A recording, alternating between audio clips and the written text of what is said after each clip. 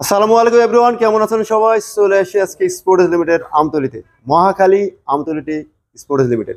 আপনারা জানেন sports limited খুব তাড়াতাড়ি কিন্তু আমাদের মাঝে নিয়ে আসছে, খুব তাড়াতাড়ি বলতে কয়েকদিন আগেই আমাদের মাঝে নিয়ে আসছে দুইটা নতুন বাইক।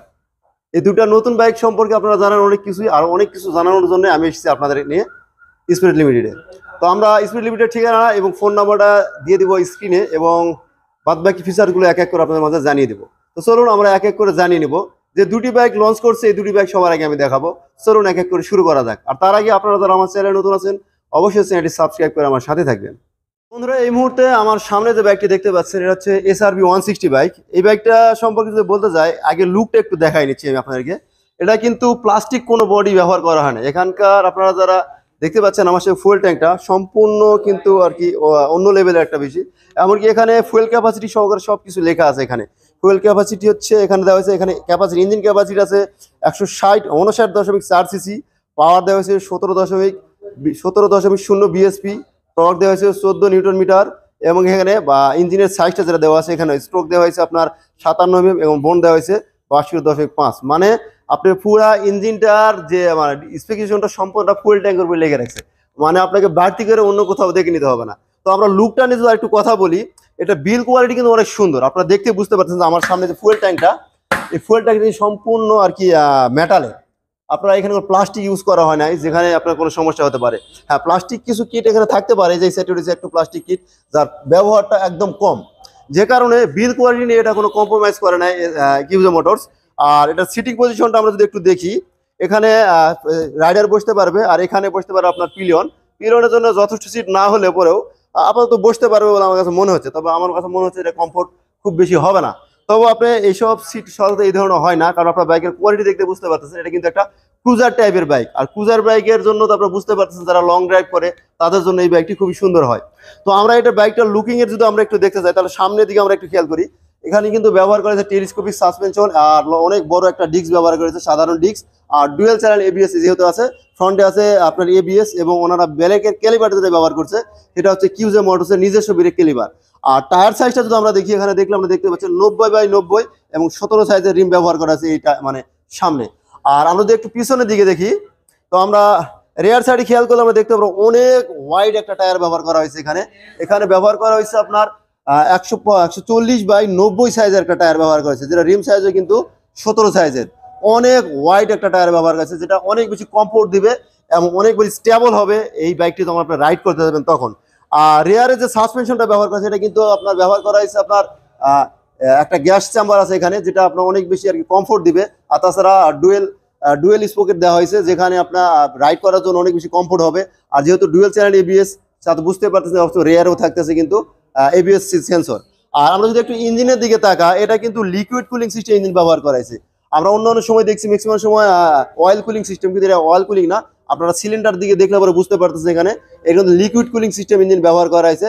আর ইঞ্জিনের সিসি কিন্তু আমি প্রথমে বলেছি 160 সিসির ইঞ্জিন ব্যবহার করা হয়েছে এখানে, যেখান থেকে ম্যাক্সিমাম পাওয়ার উৎপাদন করা হবে প্রায় 17.0 এবং ম্যাক্সিমাম টর্ক উৎপাদন হবে প্রায় 14 নিউটন মিটার। মানে টর্কের দিক দিয়েও কোনো কম্প্রোমাইজ নেই। আর আমি যে বলছিলাম যে এটা লিকুইড কুলিং সিস্টেম, আপনি কিন্তু এখানে দেখলে দেখতে পাচ্ছেন এখানে কিন্তু কার্বোরেটর লাগানো রয়েছে, যেটা দিয়ে আপনি ইঞ্জিনটাকে ঠান্ডা করা হয়ে থাকে।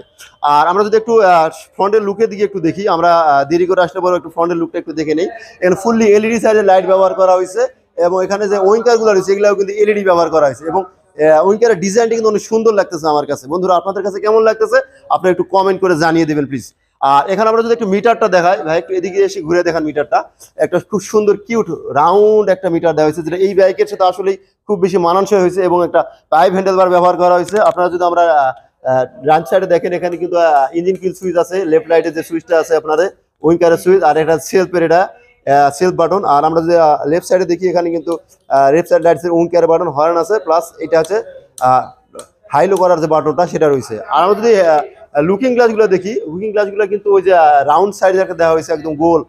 এটা মানে ভিজিবল পিছনেটা কেমন হবে আমি বুঝতে পারতেছেন এই মুহূর্তে, যেটা রাস্তায় নামলে আবার খুব ভালো বোঝা যাবে।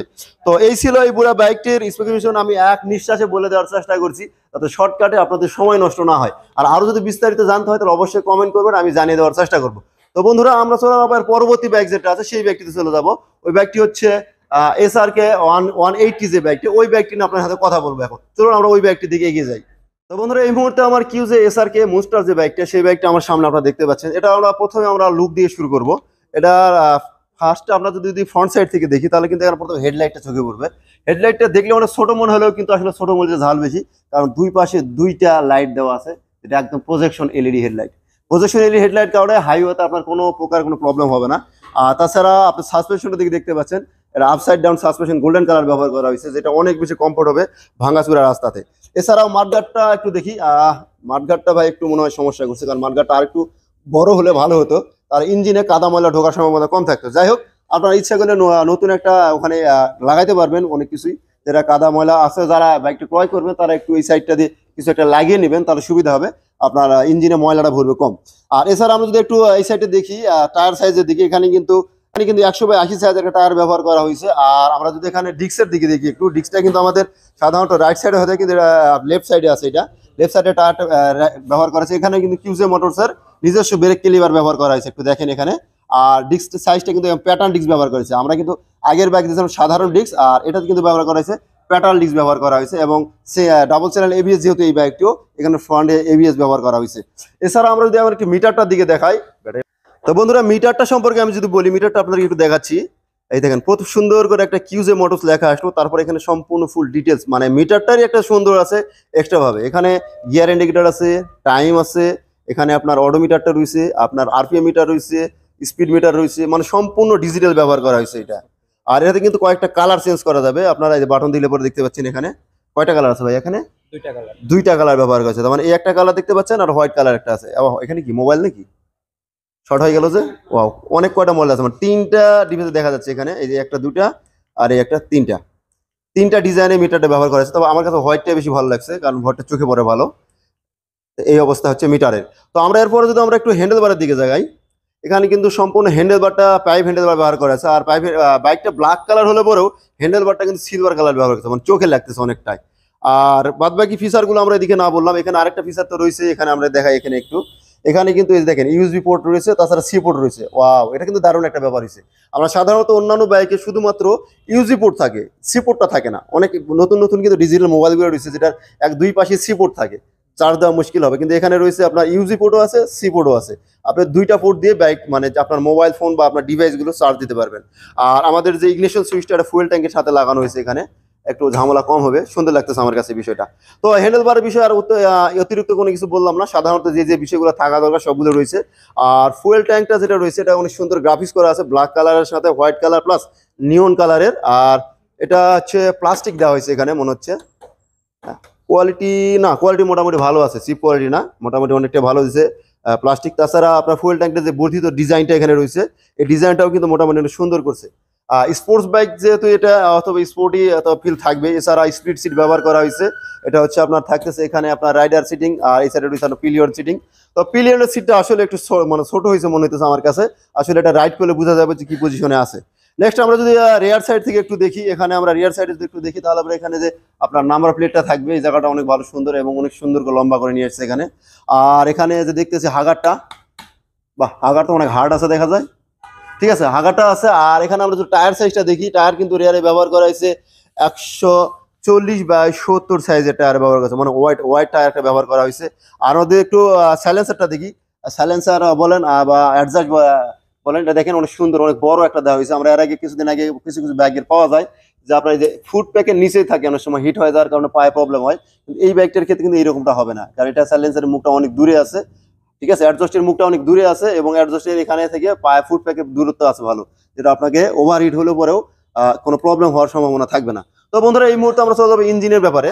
তো বন্ধুরা ইঞ্জিনের ব্যাপারে একটু কথা বলে নিতে পারি। এই বাইকটির কিন্তু ব্যবহার করা হচ্ছে 180 সিসির একটা ইঞ্জিন, 18 বিএসপি শক্তির সাথে, অর্থাৎ 18 বিএসপি পাওয়ার থাকবে, যেখান থেকে প্রায় 15 নিউটন মিটার টর্ক উৎপাদন হবে। আর ইঞ্জিনের দিক দিয়ে আমরা যদি দেখি, এটাও কিন্তু আপনার লিকুইড কুলিং সিস্টেম ইঞ্জিন ব্যবহার করা হয়েছে, যে কারণে ওভারহিটের কোনো সমস্যা থাকবে না। এখানে আপনি ইঞ্জিনটার দিকে দেখলেই বুঝতে পারবেন এখানে যে এখানে লিকুইড কুলিং সিস্টেম, দেখেন আপনি ইঞ্জিনটা দেখলেই বুঝতে পারবেন এখানে লিকুইড কুলিং সিস্টেম। এবং এখানে যে কার্বোরেটর যেটা লাগানো হয়েছে আপনার ঠান্ডা করার জন্য, এয়ার কুলারটা এটা ফ্রন্টে লাগানো হয়েছে। তো এইদিকে কোনো সমস্যা নাই। তাছাড়া কাদা মাটি যেন না ভরে, সেই কারণে কিন্তু এখানে একটা সুন্দর মতো ইঞ্জিন কাউল লাগানো আছে। আর তাছাড়া এটা যেহেতু BS6 ইঞ্জিন না ভাইয়া, এই যে এখানে লাগানো আছে, হ্যাঁ এটা BS6 ইঞ্জিন, এবং এখানে যে ইঞ্জিন কাট সুইচটা এটা কিন্তু এখানে লাগানো আছে, যে কারণে আপনার কোনো কারণে যদি আপনার ইঞ্জিনের অন করার পরে টান দিতে চান, আপনার এই সাইডের স্ট্যান্ডটা না উঠায়, সেই ক্ষেত্রে আপনি রান করতে পারবেন না যতক্ষণ পর্যন্ত আপনি স্ট্যান্ডটা না উঠাতে পারছেন, মানে BS6 ইঞ্জিনের যে ক্যাটাগরিটা হয়ে থাকে। তো এই ছিল ফুল স্পেসিফিকেশন দুটা বাইকের, আমি খুব সংক্ষেপে ছোট্ট করে আপনাদের জানিয়ে দেওয়ার চেষ্টা করেছি। আর এটা আরো বেশি জানতে হলে আপনাকে অবশ্যই স্ক্রিনে নাম্বারে ফোন দিতে হবে। এটা প্রাইস সম্পর্কে সবসময় আপ ডাউন হতে থাকে প্রাইসগুলো, যে কারণে প্রাইসগুলো সঠিক তথ্য জানার জন্য অবশ্যই স্ক্রিনে দেওয়া নাম্বারে ফোন দিবেন, অথবা সরাসরি চলে আসতে পারেন মহাখালী আমতলী স্পোর্টস লিমিটেডে। আর স্ক্রিনে নাম্বারে ফোন দিলে পরে আপনার ফুল লোকেশনটা ওনারা আরো ভালোভাবে বলে দিবেন, এবং আর কিছু জানা থাকলে পরে অবশ্যই স্ক্রিনে নাম্বারে ফোন দিবেন। আমি বারবার একই কথা বলতেছি, কারণ অনেক সময় কমেন্ট করেন আপনারা, অনেক কিছু তথ্য আমার জানা থাকে না, যেগুলো আমি বলে দেওয়া মানে বলতে পারি না, আপনাদেরকে বলি যে স্ক্রিন নাম্বারে ফোন দেন। এখনো বারবার বলতেছি যে আপনার স্ক্রিন নাম্বারে ফোন দিতে পারেন। তো এই ছিল আজকের ভিডিও। এছাড়াও কিন্তু GPX ডেমন এই শোরুমে পাওয়া যাচ্ছে, যে আপনারা এই সাইডে দেখতে পাচ্ছেন GPX ডেমনের সবগুলো মডেল অ্যাভেলেবল আছে এখানে। এছাড়াও ক্যাফে রেসার আছে এই পাশে, আপনার ক্যাফে রেসার যদি কেউ ক্রয় করতে চান, মানে পারচেস করতে চান, তাহলে চলে আসতে পারেন স্পোর্টস লিমিটেডে। তো বন্ধুরা, শেষ করতেছি আজকের মতো এখানে ভিডিও। দেখা হবে পরবর্তী ভিডিওতে পরবর্তী কোনো বিষয় নিয়ে। সেই পর্যন্ত সবাই সুস্থ থাকবেন, ভালো থাকবেন, আল্লাহ হাফেজ।